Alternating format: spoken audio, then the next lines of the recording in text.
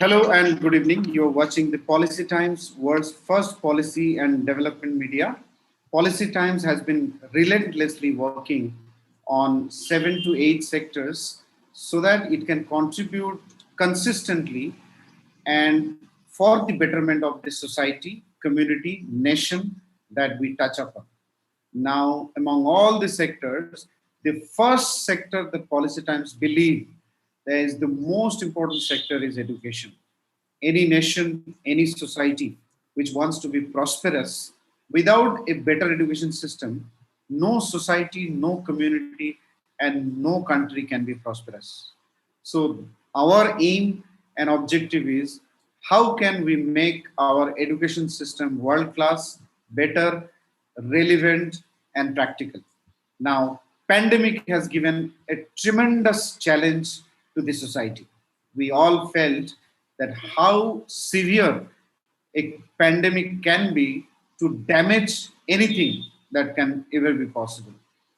However, among all sectors, education was one of the worst suffering sectors that we can think of.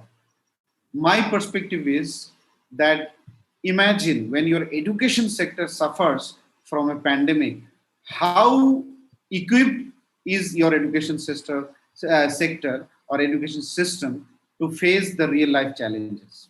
I believe the education sector should be so smart, so dynamic. It has to prepare human being to fight the challenge, to fight the battle, to fight the problems that come in front of us. So if the education sector suffers from it, that means there is something wrong in the education system that we provide. So that is the perspective, and I believe, and now in this context, India has come up with a national education policy.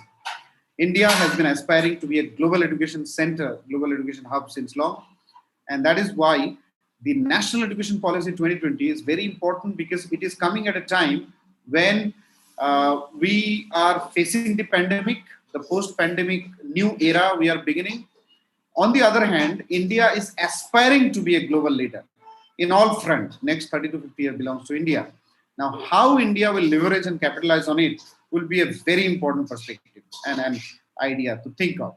Now, to discuss on this, I have an excellent panel of speakers.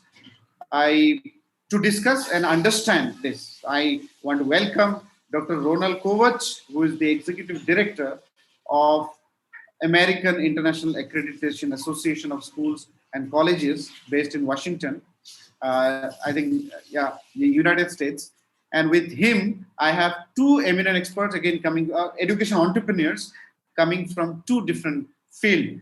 Engineer Saroj K. Sahuji, who is the General Secretary of Odisha Private Engineering Schools Association, and also he's the working president of Odisha Management Colleges Association. Also a member of Skilling Division of the Indian Chamber of Commerce and Industry. He also runs two of the eminent education institutions in the state of Odisha. With him, I have Manish Chaudhary ji, who is a CFA, founder and director of two, again, very innovative entrepreneurial venture, peakmind.in and skillingindia.in. So with them, we will discuss about how can India become a global education hub and fight the post-pandemic challenges. I would request our eminent speakers today, first 3 to 4 minutes, a basic introduction of yourself, your professional journey, achievements, and success story, and then we'll start the discussion. I'll first request Dr. Kaithwas to kindly say a few words. Yes, thank you very much, Akram. It's my pleasure to participate in this panel, in this webinar, looking at how India can become a global hub for education. My organization, AIAASC, accredits schools, colleges throughout the world, bringing American-style education and very firm and forward-thinking accreditation. We have been in this business for quite a number of years. We primarily operate in the K through 12 market and have recently moved into higher education. My own background is I have spent over 40 years in American higher education and have been both a professor as well as a academic administrator and a student affairs administrator. So it's my pleasure to talk a little bit today in a few minutes about the global perspective of India as an educational hub. Thank you. Thank you. Thank you so much. May I request Saroj? Yeah, good evening, Professor Kaithwas and Manishji and Akramji. It is a great opportunity to discuss about the NEP 2020 and its India becoming a global education hub. In a perspective, particularly the post-pandemic era. And I felt very honored to discuss all these issues. Basically, I belong to the capital city of Bhubaneswar, and I am a civil engineer. After completing my civil engineering in 1987, I started my entrepreneurial journey. I started with a coaching center first for the engineering students, then an ITI training center, and the next my venture was an engineering polytechnic that is called Nilachal Polytechnic in Bhubaneswar, having 5 branches here. And the next venture is Srishti Academy of Management, it is an MBA college. It is accredited by NAC 2 cycle with A grades. Initially, it was 3.22 out of 4. And the last accreditation was, we have scored 3.33. And we are very recently also applying for NBA, the National Board of Accreditation, that is meant for only for professional education. And we are quite hopeful to get this accreditation. And very recently, this institute is being visited by UGC for the autonomy status. So all this, throughout this journey of engineering and management, we maintained our core value to give the best through the best faculties. That is our focus since all through my entrepreneurial journey in education sector. In addition to that, in my state, there are 125 engineering polytechnics, and there is an association called Odisha Private Engineering Schools Association, that is called OPESA popularly. And I am the General Secretary of the association's last 11.5 years. And like my MBA college, there are 85 another MBA college in the state under our university. And of that association is Odisha Management College Association. And I am the working president of that association. In addition to that, there is an association of Indian Management Schools. AIMS headquarter is at Hyderabad. And I am the state secretary for the Odisha chapter. Similarly, in Indian Chamber of Commerce, there is an education skill and education committee, and I am a member of that. We got adequate opportunity to participate for the advocacy of the rules and governance of the education sector since quite a long time. By the virtue of being the member of different associations, I'm the member of policy planning body of education sector in the state, as well as fee governing council that is of the Odisha state. So I hope we'll throw best possible light over the issues fighting the post-pandemic challenge, which we as a academician, as a teacher, and as an institute, we are facing. I hope it will be fruitful for the public, for the student, and for the employer, and all the possible stakeholders. Thank you so much, Sarojit. Excellent track record and achievements, accomplishments in this short span of time, or one lifetime you have achieved, and so many very powerful designations and profiles and responsibilities you are handling. Very great to meet you virtually. I'll now come to our third speaker, Manish Chaudhary. Hi, thank you, Akram. Hi, Ronald and Engineer Saucer. Quick introduction about myself. I'm an engineer and MBA.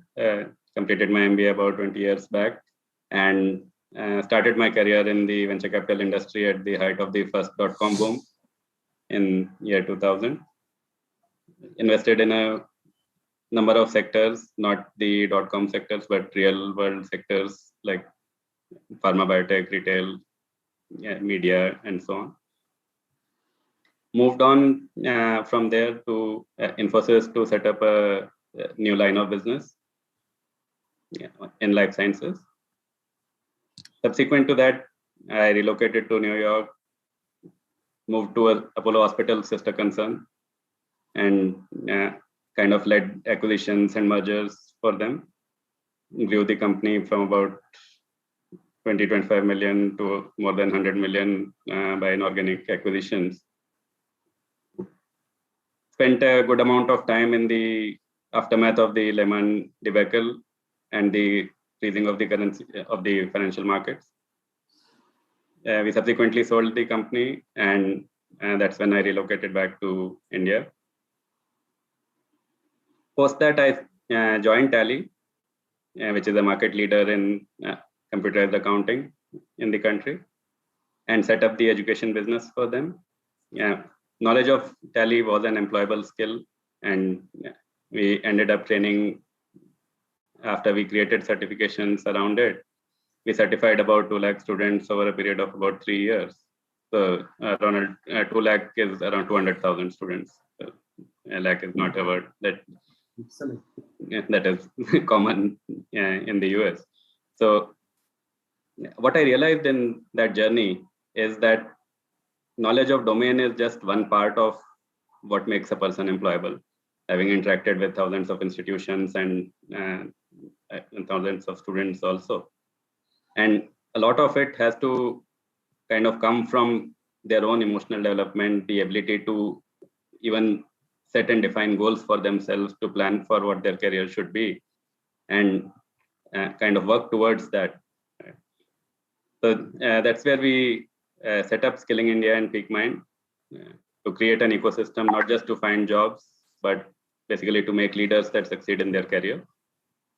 So a very strong focus in Peak Mind is on emotional empowerment. We have a positive psychology research lab, which creates programs which define learning in various emotional skills. And most offerings cover emotional well-being and emotional upskilling. Apart from that, we also offer various skilling programs around employability skilling to students in degree colleges, MBA colleges, engineering colleges, and so on. So that's been my journey, and I've worked with a number of institutions and universities in helping create, define curriculum which is closer to what the industry requires. Having not been an academic myself, but coming from the industry. So that's kind of been my contribution and forte to that ecosystem. Thank you. Thank you so much, Manish. Again, another individual with so many of accomplishments and achievements in such short span of time. Great to see you work with Tally, done contribution in the field of education through that. Then with Infosys, you have worked for pretty much. So now we'll come back to the main theme. The theme that we've chosen is how do we make India a global education hub? And then how national economic education policy that India has implemented recently, has enacted recently, how can that help India fight post-pandemic education challenges?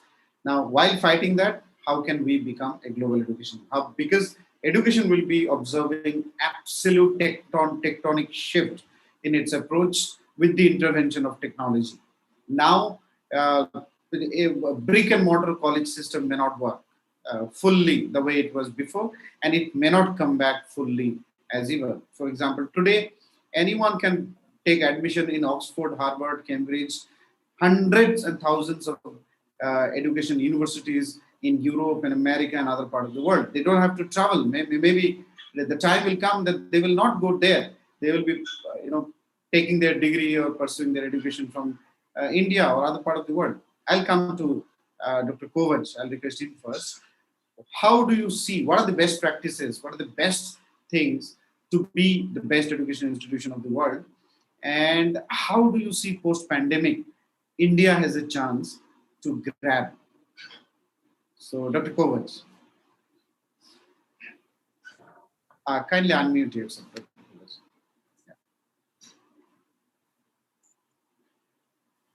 And I'm able to share my screen? Yeah, absolutely. Please go on. All right, you have it. Okay, thank you very much. And I'm, again, very honored to be with a very distinguished panel here. It's my pleasure.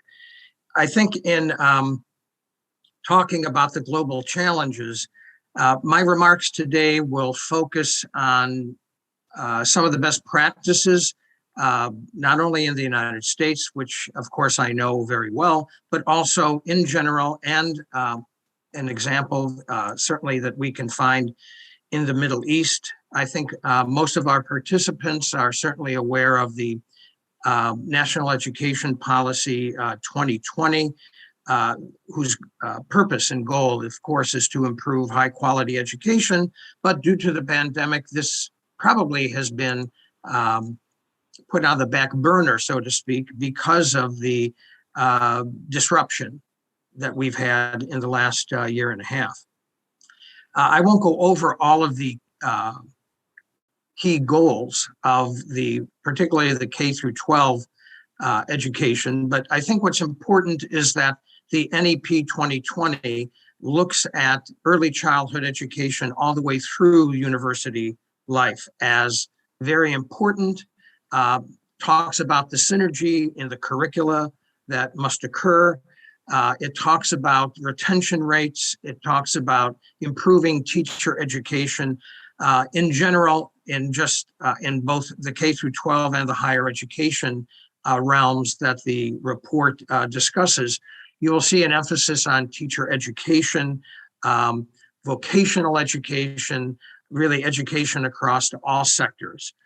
This is obviously a monumental task, but it's the task that every country certainly faces before the pandemic and certainly afterwards. But I think the emphasis on research, particularly in higher education, is very key, and having a global perspective or internationalization. And some of my remarks will certainly address that. There also is the issue that that has to be discussed at some point of Indian students who leave India to study elsewhere, both in the United States, in Europe, and particularly also in the UK. This certainly is fine. American students, UK students, they do leave the country as well to pursue education at other levels. But the question is, why are there so many Indian students that are leaving and have been leaving historically and traditionally? And that certainly moves to the point that Indian universities must recalibrate and they must regenerate ways in which they can stem somewhat the brain drain, or at least if the students leave, that they return home, because there are those incentives of entrepreneurialism, of economic climate that prompts them to return home and not just stay away once they have left. But the number of students leaving should certainly be on the forefront of our conversations today. So an international research oriented. Your slide Yes? is not visible. Your slide is not visible to us. Can you share the screen? Oh, I thought I was sharing it. Yeah.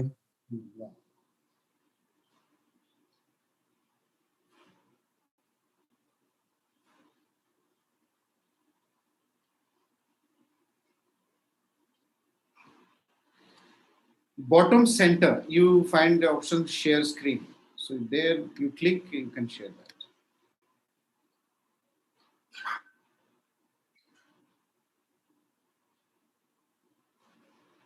Yeah. Okay, you can see my screen, and my apologies. I thought I was sharing. Thank you very much. You can make it a full So- screen so that we can see it. Yes.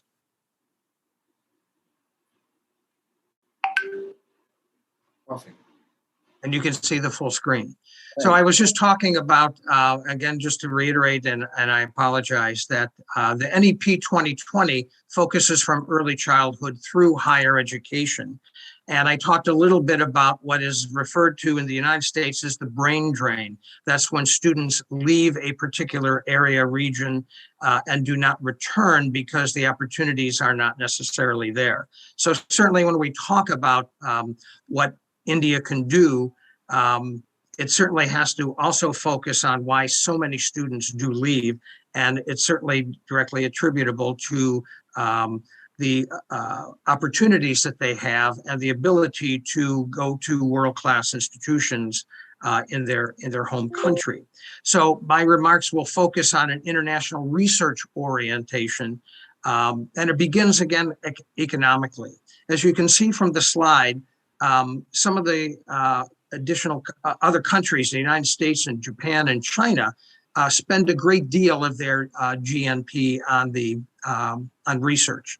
And India cannot build additional world-class universities unless that 0.8% of the GDP is increased. And so that, I think, is a very important point.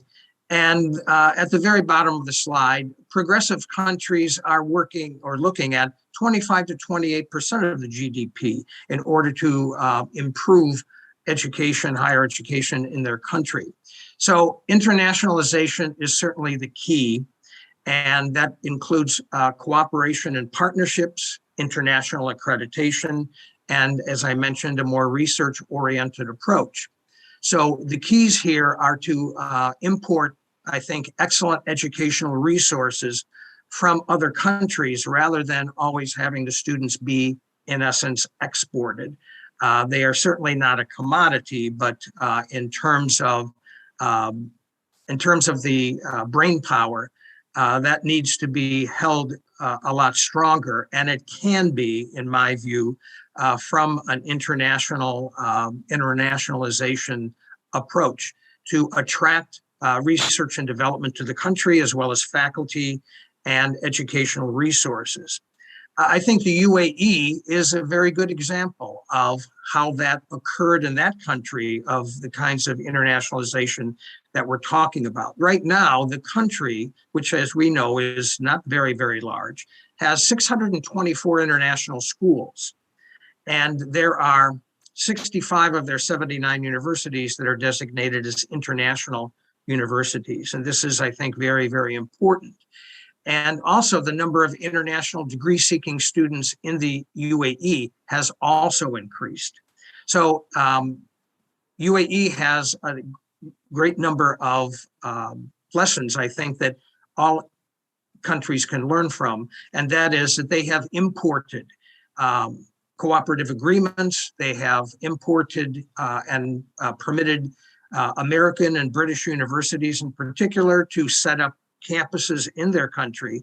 And this has greatly improved the brain power of that country, so that students don't always necessarily have to leave the country, but they can have that type of UK or US education in their own country. And that certainly is, I think, key to improving things in India and making it a global international educational hub. This slide talks about the United States a little bit, and 76% of the people in the United States want their student to have a worldwide global experience. And this is certainly important to continue this. And for India to raise global education, the structure of higher education certainly has to be differently regulated. And I'll use that term, differently regulated. And I think the levels of teaching and science and research and social services have to be greatly improved. Equity and accessibility, I know, is at the forefront of educational leaders in India. And that occurs even in the United States. Accessibility to even broadband width and internet is lacking in some parts of the United States, believe it or not. And we certainly know that in other countries, such as India, this also occurs. And certainly international partnerships have to be increased. And finally, I think international accreditation practices should be emphasized, of bringing, at least from my perspective, an international as well as an American perspective to accreditation at both the K through 12 and at the higher education level. So I wanted to talk just a little bit about our organization and what the benefits are of American accreditation. And our processes and our standards are based on educational standards, not just in the United States, that's our emphasis, but our broad experience in working with schools internationally throughout the world gives us an international perspective of the differences and the nuances between what happens in the United States, how it can integrate and assimilate into best practices in the countries in which we work. And we focus on the unique mission of the institution. And it's based upon what the college or university is doing, because there's a self-assessment process that is very rigorous and is very reflective for the institutions, be they K through 12 schools or colleges and universities. And we're very proud at AIAASC that we're the only international accreditor that incorporates these kinds of practices into our higher education standards. In addition to that, we continuously support and work with our stakeholders, administrators and teachers and support staff, in working with them throughout the accreditation period. So we don't just come in, we just don't audit. We are not inspectors, but rather we work to develop and enhance what the resources are, as well as what perspectives we can bring and what resources we can make available to schools, colleges, and universities. And that includes, of course, some of the partnerships that we have. We've collaborated with, as an example, the Harvard Graduate School of Education, and we were the first international accreditor to bring them into the arena, so to speak, in providing additional professional development opportunities, both in the US, but primarily through distance learning, through through the seminars and the webinars that they produce and the courses. So we've been successful in doing that. And also it's important that to note that we also have incorporated the UN, the United Nations Sustainable Development Goals, which again, as I mentioned, provides a great resource for internationalization. When institutions see those SDGs or Sustainable Development Goals actually within the standards of AIAASC, and they have to respond to them, and this makes them much more international. So the internationalization of India again, to recap, has to do with what universities are currently doing, what employers want, the kinds of skills that universities internationally need and see with their students, and also the lessons from the pandemic. To make India an international global hub, it is important to both import as well as export resources and human capital and knowledge.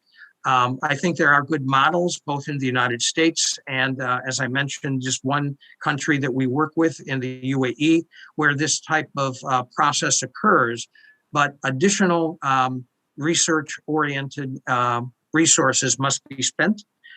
Partnerships must be expanded.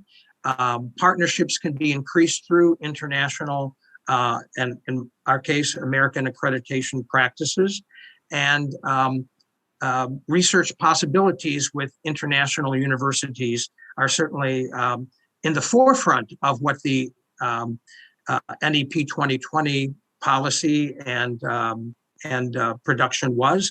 And I think looking at that blueprint is certainly a way forward for the country.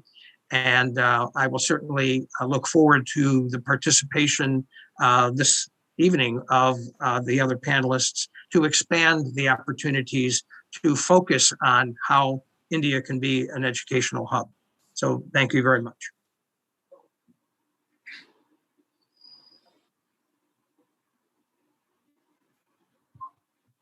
Yeah, right. Thank you. Thank you so much, Dr. Kovach. So indeed, an excellent outline of how we can take the education. What is the status of Indian education? The kind of research, R&D investment, the kind of international, internationalization of universities and colleges of United Arab Emirates, UAE, you have presented, shows that there is a lot to be done in that field. So thank you. You can now discontinue you can stop sharing this screen. Yeah, I will now come back to Engineer Saroj Sahuji, giving an Indian perspective to it. Yeah, certainly.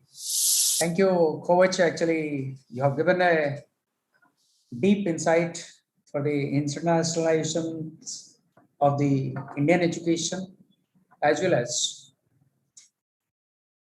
the level the India should attain to attract the import as well as to export. It is very challenging at this stage. Akram, actually, NEP 2020 is an aspirational vision document by our government. The last education policy was declared in the date back 1986 in India. It was slightly modified after 6 years in 1992. After that, it is almost 3 decades. When an education policy being changed after 3 decades, it is coming with a lot of experience and aspirational promises for to come out of many failures being seen during the implementation of various issues in education sector. This particular NEP has already been shared the screen by Kovach. It is equipped with 21st century goals for the younger generations. It has the promissory for inquiry based, discovery based, and analysis based education for the children. which was lacking in the present context. Education in the present context, in Indian context particularly, we are least concerned about the level of learning. It is exam oriented and certification oriented only. So the great country like us, having the legacy of Nalanda, where it was attracting the students from world over, either. We lost the track. We are now not in the list of top 200 institutions in globe. We are struggling even to acquire a good position in education sector. So I am sure the promise being made by the government for this investment, that is only, which is receding years after years, they are determined to invest into the education sector.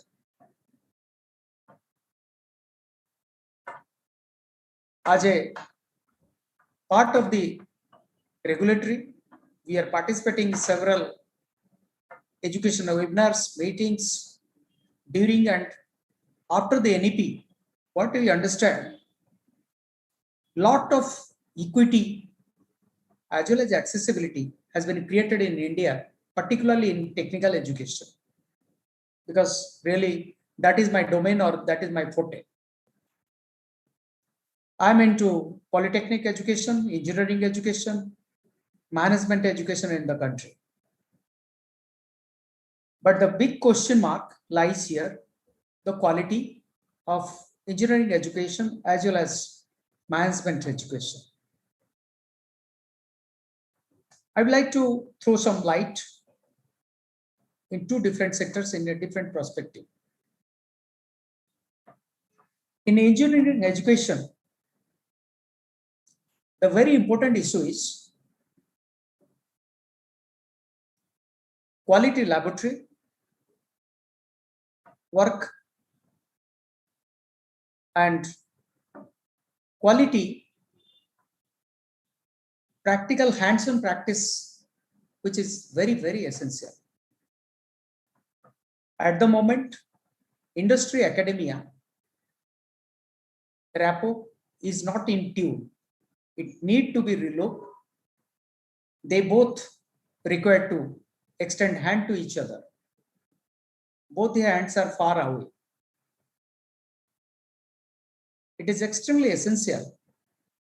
We in academia, looking to the necessity of the industry, we should compare it with some solutions or gain for them.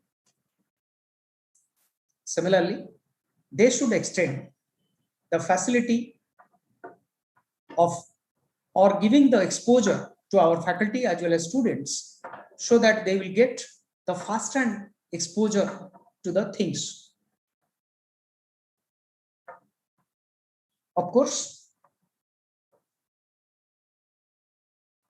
this particular NEP 2020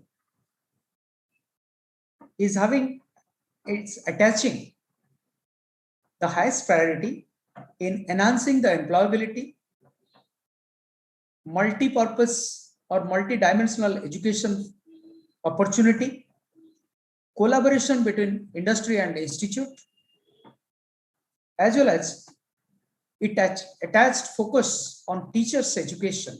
It is extremely important, and priority for the innovation and research. And just very brief, coming one after other. As we have understood in our country, institution of excellence like IITs and IIMs, the patent being produced by our academia at present is not satisfactory. It needs to be relooked. Original research is need to be done. And academia should encourage the people, those who are coming up with innovative ideas. Of course, our government since last 5 years is giving highest priority in technical education, conducting different hackathons, encouraging the young generation to participate in hackathons and encouraging them to shape their dream into a prototype, then to a model for the business. It is an excellent initiative being taken by our government. I am hopeful that if things will continue in this direction, lot many innovations will come in days to come. Number one. Number two, the second one, because I am coming from down to up, the teacher's education.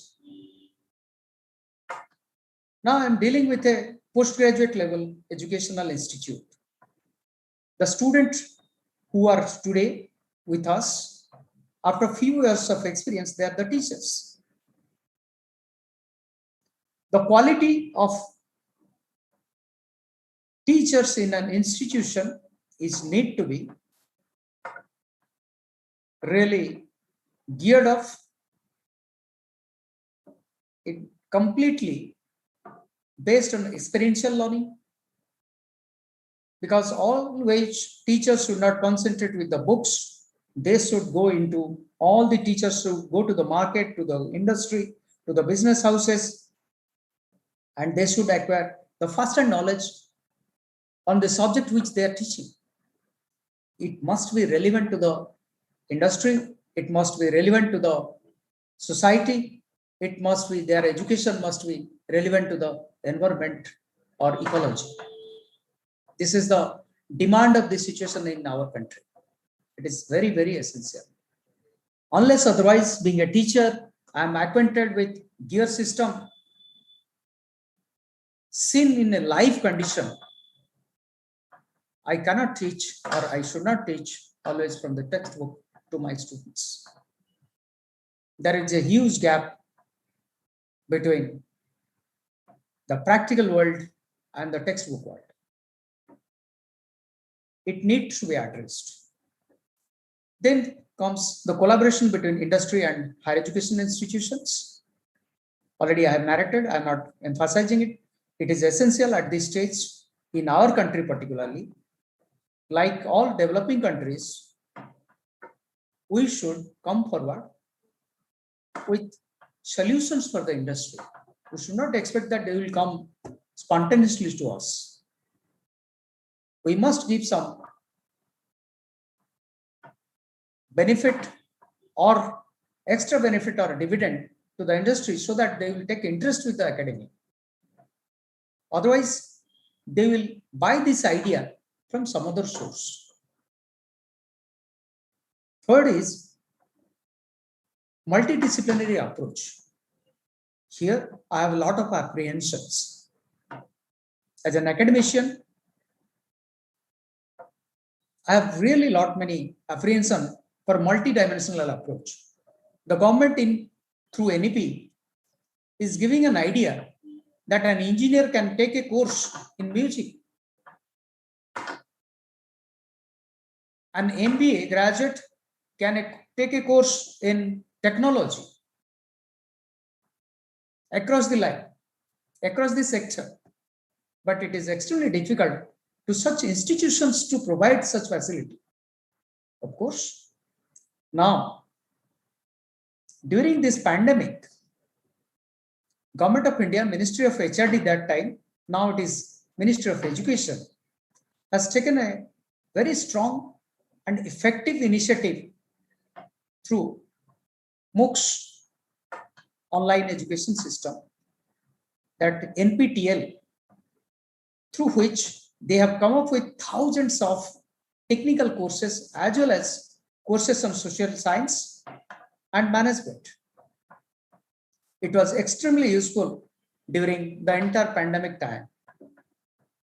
If government will focus on such initiative and institute will focus on such initiative, it will be extremely helpful to fight out in post-pandemic era for the students for the uninterrupted learning and to acquire multidimensional skills or learning here onwards. And the primary goal of the government is enhancing the employability skills through NEP. If you will observe the statistics,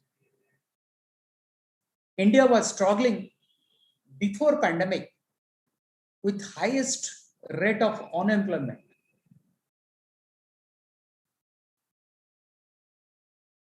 I reiterate, government was that time forced to rethink about the system, how to generate employment or how to make the youths employable. As with the reports of the McKinsey, the engineers being produced, 75% of the engineers are unemployable. It was really alarming because our regulatory body, AICT, has gone for a spree of spreading the technical education in a lightning speed from 2010 to 2020. They have increased the accessibility without looking the infrastructural setup, standards, teachers, and the laboratory support staff for engineering education. So also for the management education, they till now also not looking to the standards of infrastructure and teacher quality. They are going on increasing the accessibility, but quality is the matter ultimately. In our old ancient says, here I want to quote, earlier it was called in our country, Sa Vidya Ja Vimuktoy. The meaning is, that is the Vidya or knowledge or the education which liberates someone.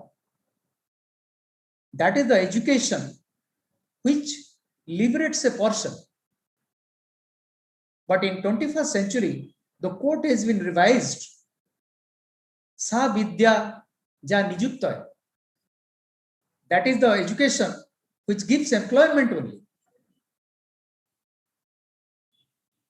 So with this mindset of the present generation,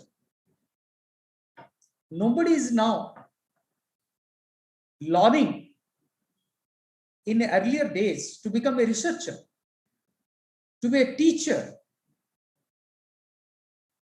to an innovator in the early stage of his career. So we as an individual, as a state, as a policymaker, as a regulator, all has to thought to protect the value system of education. We have to respect the teachers. We have to give the highest or attach focus on researchers or innovations. We should encourage them. Smallest and tiny countries in Europe, with their innovation, they're ruling the world. And at the same breath, I do not deny that. With the innovation of yoga, we are rich or we are able to touch the world. Yoga is healing or giving the healing to the world over, people of world over. of many diseases. Similarly, time has come. We have to attach highest priority for innovation. And in post-pandemic era in the education sector, during the pandemic, let me explain very brief, then I will come to post-pandemic, which is the topic of the day. When all of a sudden, in March 2020, we came to know about the resurgence of COVID-19 in different part of the globe, and it touched the Indian continent. Around March, we are forced to take the path of online education from the face-to-face mode of education. It was really extremely challenging for all of us. With a country of 130 million people,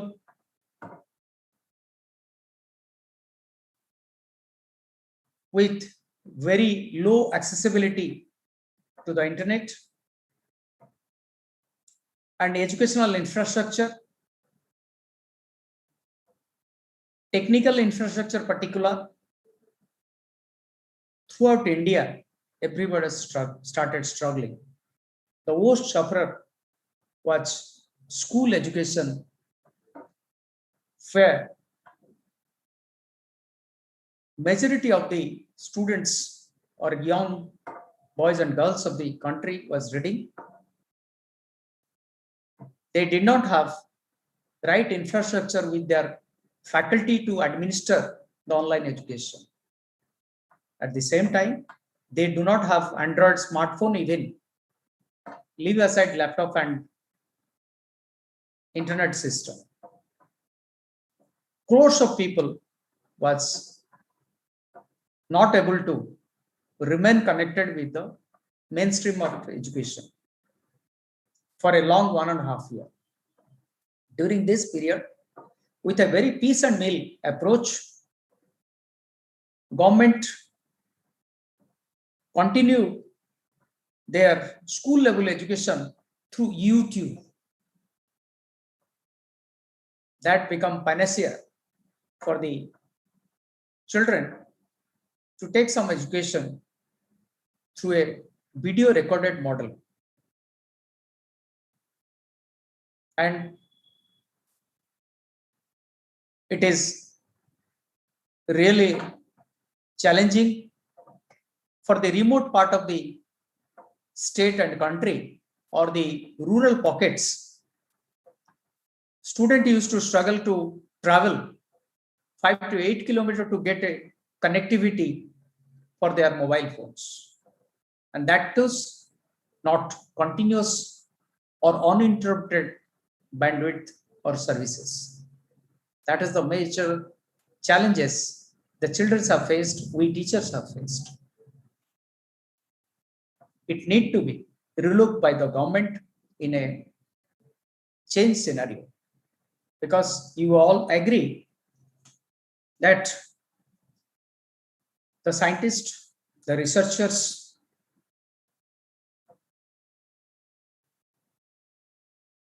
nobody are very sure about the originality as well as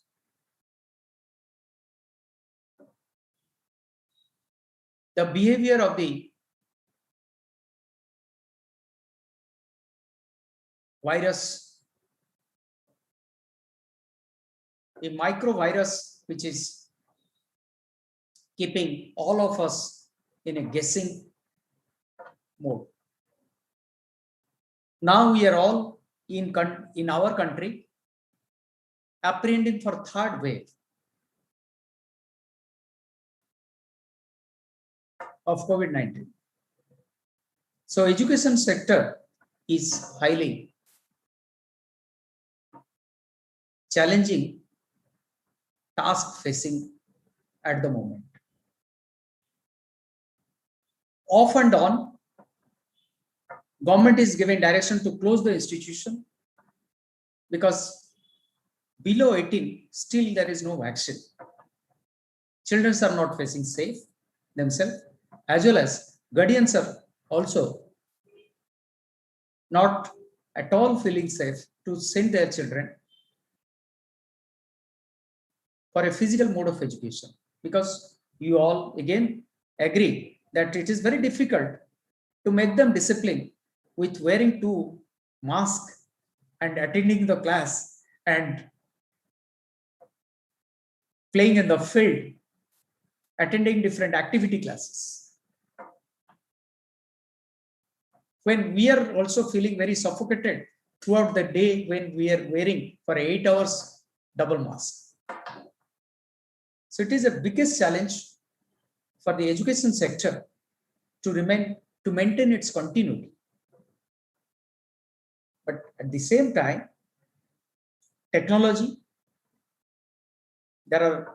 has bring lot many silver lining for us to fight out in this post-pandemic era, and lot many, because we all know challenges is the mother of the innovation, or the difficulty is the mother of innovation. This pandemic almost disturbed the functioning of industries, bearing only some heavy industry. Those who could afford to their people to remain in their campus itself, rest others operations were stopped. So it has forced us to innovate many things. In education sector particularly, initially, there was only one or two this online platform for education, but now there are 100 options. Many new players, young innovators have come up with learning management system and online education platforms. That is really going to stay even after post-pandemic. I'm very sure in post-pandemic, during the pandemic, we have learned the advantage of online education. Yeah, thank you, Sarojit. If you can summarize. Yeah, I can summarize. This particular challenge has given us a lot of learnings. We can continue in future the blended mode of learning, offline education fused with online education, video mode of education, as well as the experiential learning online mode. In addition to that, I'm sure our students and we academia have learned how to acquire different skill-based course from different center of higher learnings. It is feasible nowadays. Government has come up with many thousands and thousands of options in technology, in management, in social science, and in general education. So I'm sure days to come, we can fight out through technology to stabilize the education system. Thank you very much. Thank you so much, Sarojit, for very elaborately actually explaining the challenges, opportunities, and the entire scenario. I'll come quickly to Manishji. Manishji, the World Economic Forum says in their latest research that emotional intelligence and skills or future skill sets will be the key for job as well as success in profession. I'll come to Manishji. Manishji, quickly your elaborative views on the perspective. Thank you, Akram, and thank you, Sarojji, for covering the NEP in sufficient detail. So I'll spend a very quick minute on that and come to emotional empowerment. I'll just share my screen. Yeah, that's Okay.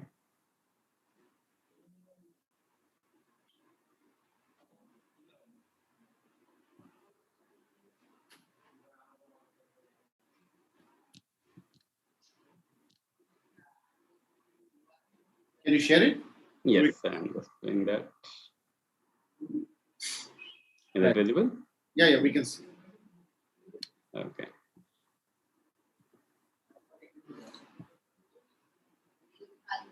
So very quickly, I'll focus on the primary topic of empowerment for career success. So empowerment for us means two key pillars. One is emotional empowerment, and second is empowerment in terms of development of these skills with respect to trainings and certifications.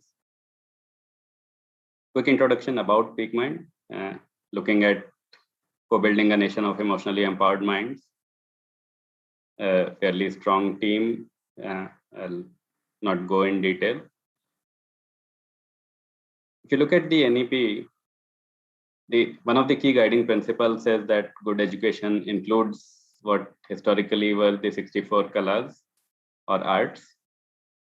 So a comprehensive education, it's not just these different arts, but scientific fields, vocational fields, professional fields, as well as soft skills. So earlier, the kings and princes, they used to be trained in all the 64 arts and 14 vidyas. So that's been one of the guiding principles. I'll skip these, but just to highlight flexibility and recognizing and fostering the unique capabilities of each individual student and having no hard separations is very critical. Saroji also touched upon that. Multidisciplinary and holistic education. Creativity and critical thinking, extremely important. And human and constitutional values are being provided a lot of focus. Life skills, full equity and inclusion. And as Raji also mentioned, teachers and faculty are at the heart of the learning process. So their own development, positive working environment becomes very critical. If you look at the need for emotional empowerment, of course, the lockdown has really created havoc in terms of anxiety levels, job losses, stress levels, isolation and loneliness. And if you look at the teenagers, the anxiety and depression among teens have almost doubled from pre-COVID levels. And this was news about 6 months back. And after that, of course, phase 2 has significantly increased that.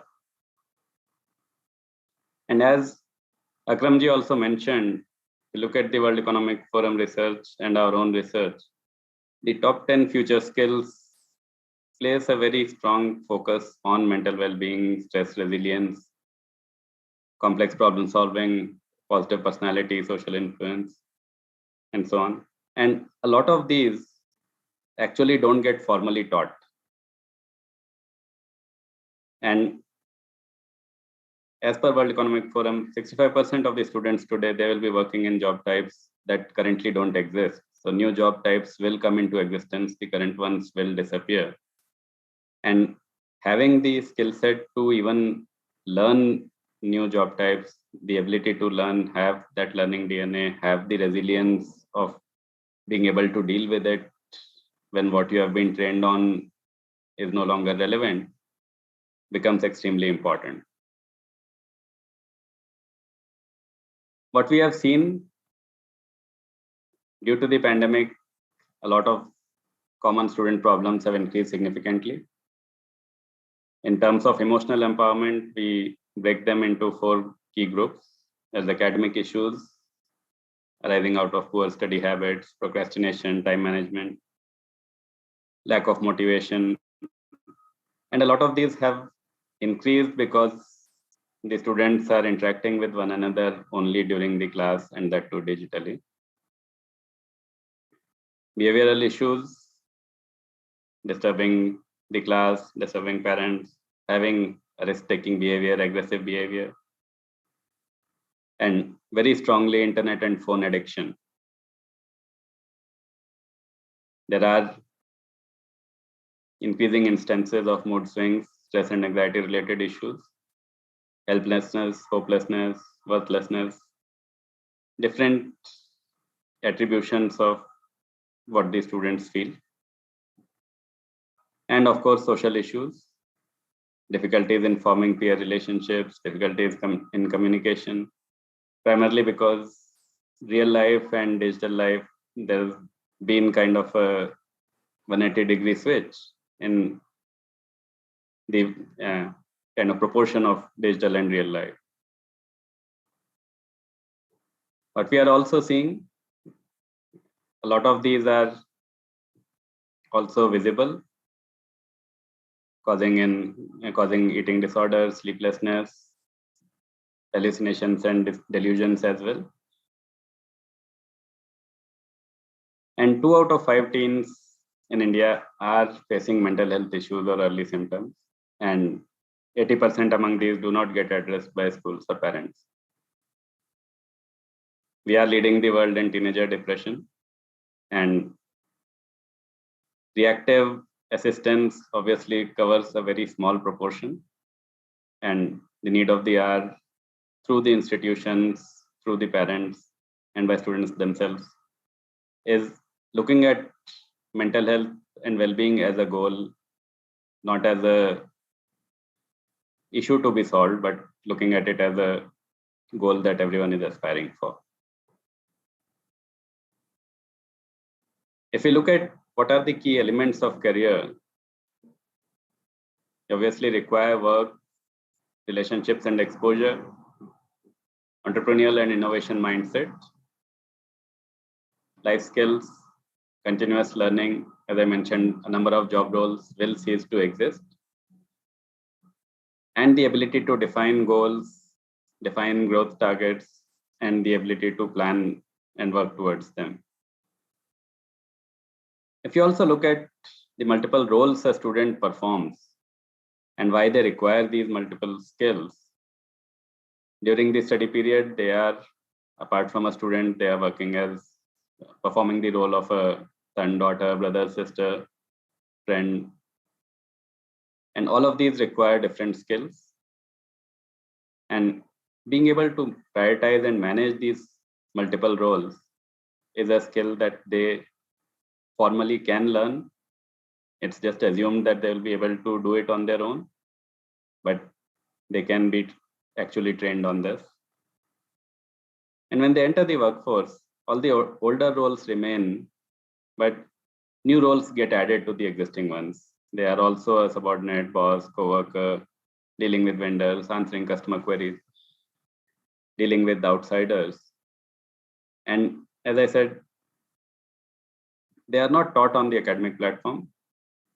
And if we can help them develop these much earlier in their lives, they can do much more.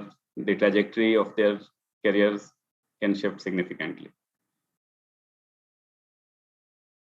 What we have been doing as Peak Mind and Skilling India, we have been offering a very specific focused teenagers emotional empowerment program for grade 9 and up, a complementary program for faculty, which we call as the Faculty Emotional Empowerment Program. So we partner with institutions and offer this to all the teachers. Various e-learning programs and workshops. We run a program called Your Skill Dost, the program for students right from first year with continuous exposure on industry awareness, career skills, and life skills. Of course, we do offer internships, help create skill centers, skilling programs, certifications, and faculty development programs. And we have a pool of counselors who actually provide live one-on-one counseling for personal development, stress management, relationship issues, and so on. A lot of schools have an inbuilt ecosystem of having an in-house counselor, but colleges tend not to have this. And the student, a lot of times, if they are not willing to talk to the parent, to the teacher, or even to their friends, they require a safe place, a safe space where they can talk to an individual, a trained professional. Very quickly on the faculty program, we conduct live monthly workshops and offer a well-being helpline. So all teachers, they can immediately connect with well-being coaches, and we give them access to a well-being portal. And for the students in the teenager program, we pick up every month one theme for the program and conduct live classes as well as e-learning programs on that. This also includes the parents because they are an important stakeholder. So the parents also need to be sufficiently trained on this. I'll just talk about a case study where students in grade 12 having very strong anxiety issues, time management issues. And just after 4 training sessions, they were able to create friends, manage their time well, manage their anxiety levels, also joined yoga classes, and everything kind of stabilized for them. There's another case study where the student wasn't interested, continuously fighting, stopped playing the games they were playing. And with slight intervention and nudging, they were looking forward to what they were planning to do.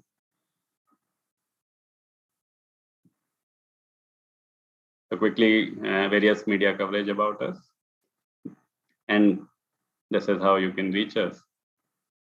Just to summarize, for both schools as well as colleges, emotional empowerment is an important program that they need to offer.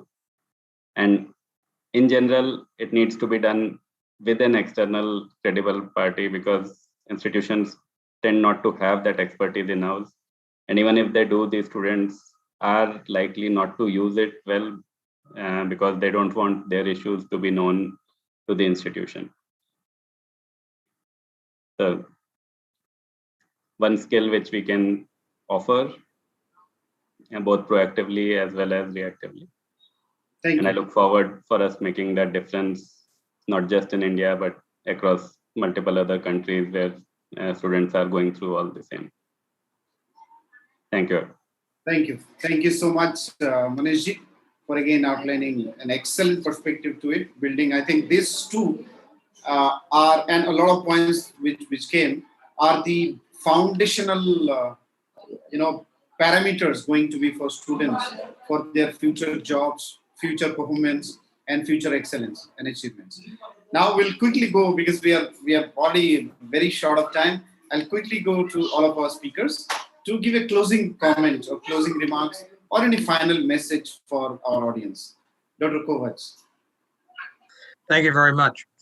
I think what we learned today is that there has to be a multivariate approach to repositioning India as an international global education hub. What we have talked about and what I have heard, certainly in my remarks, was an emphasis on the blueprint of NEP 2020 with an emphasis on research and importing educational resources, partnerships with international institutions, research opportunities, and trying to build from within rather than also always exporting students and resources and people with technical as well as educational expertise. I was also very happy to hear my colleagues on the panel focus and talk about experiential learning or applied learning. That is very essential so that students not only have the content knowledge in Indian universities, but also have the practical experience to have been working on real world problems, real industry problems while they are actively engaged in their university studies. And also the emotional well-being of students and teachers that particularly in post-pandemic is certainly extremely important. And so I think that the approach that we've seen today focuses on an infrastructure, addresses the issues of experiential learning as an important key, as well as the emotional well-being, so that it really, I'm very happy that it was a very holistic approach to making recommendations for NEP 2020. Thank you. Thank you. Sarojji. Thank you, Akramji. My message will be government or the regulators, they should focus on teachers training, research and innovations, and encouraging the innovators, those who are coming with solutions to different issues and disruptions. As well as government has to steadily increase the budgetary allocation for the purpose which they are giving a declaration. It should not be a mere declaration. And they should focus on inclusive education. Certainly, in the modern era, the highest challenge will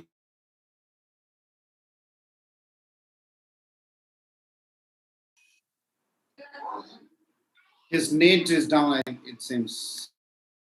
Internet disruption. Okay. So, Manish, we'll come back to him.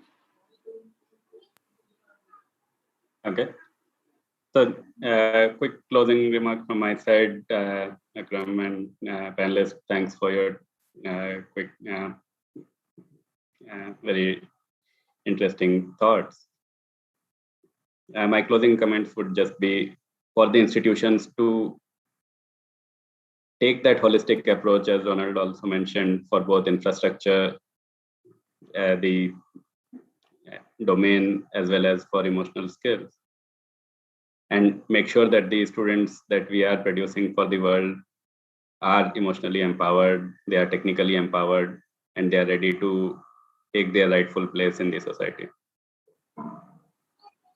Thank you. Thank you so much, Dr. Kovach. Thank you so much, Manishji, and also Sarojji. Unfortunately, we got disconnected in the end.